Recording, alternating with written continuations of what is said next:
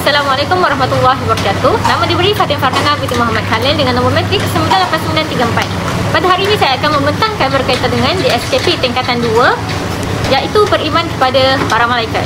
Pentadbiran pendidikan Islam ni bukanlah sekadar suatu ujian untuk memberi markah kepada pelajar, bukan sekadar untuk menguji pelajar, tetapi ia lebih kepada untuk membentuk insan yang berilmu, berakhlak dan beriman. Dan ia juga satu proses yang dirancang berdasarkan DSKP, iaitu Dokumen Standard Kurikulum dan Pentadbiran, yang menjadi panduan utama kepada guru-guru. Dalam DSKP terdapat 3 elemen asas, iaitu standard kandungan, standard pembelajaran dan juga standard prestasi. Standard kandungan menerangkan apa yang murid perlu tahu. Sebagai contohnya, dalam tajuk beriman kepada malaikat, murid perlu mengetahui maksud beriman kepada malaikat dan juga dalilnya.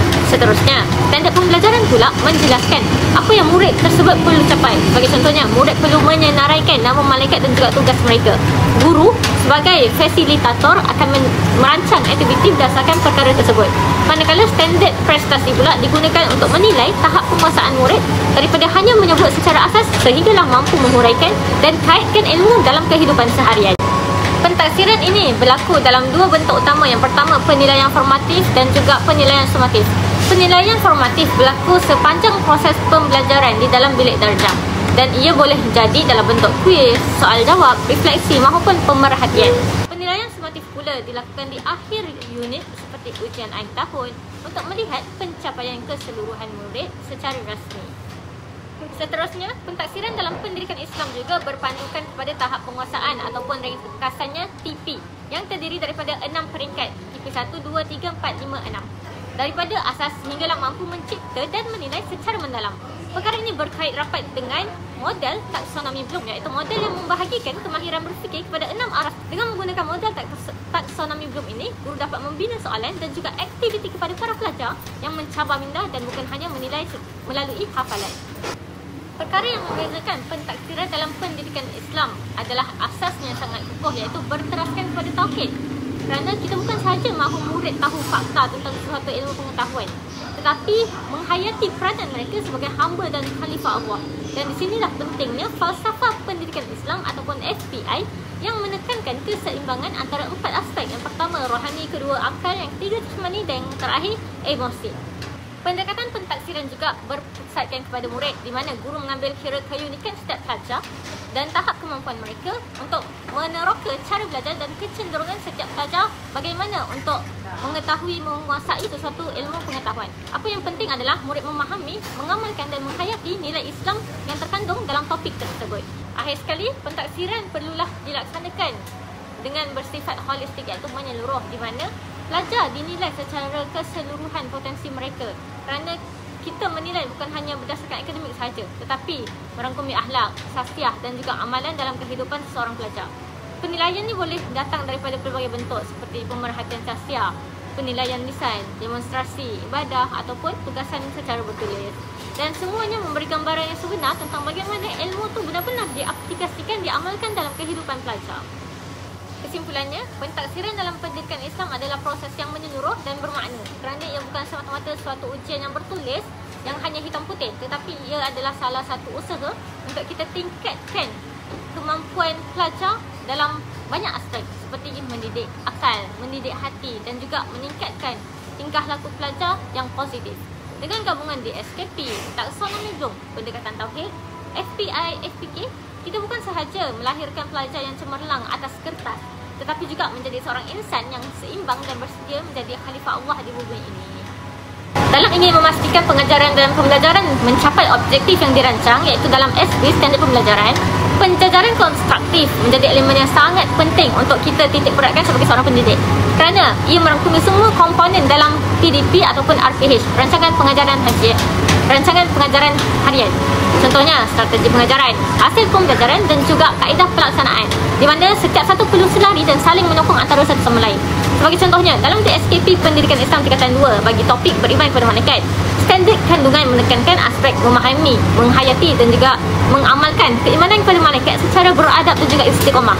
Berdasarkan perkara ini, topik beriman kepada malaikat ini, murid akan memahami standard pembelajaran. Guru perlu pastikan hasil pembelajaran yang dihasilkan daripada SP, iaitu standard pembelajaran, merangkumi semua tahap penguasaan dalam taksonomi Bloom daripada tahap pertama sampai tahap yang ke-6.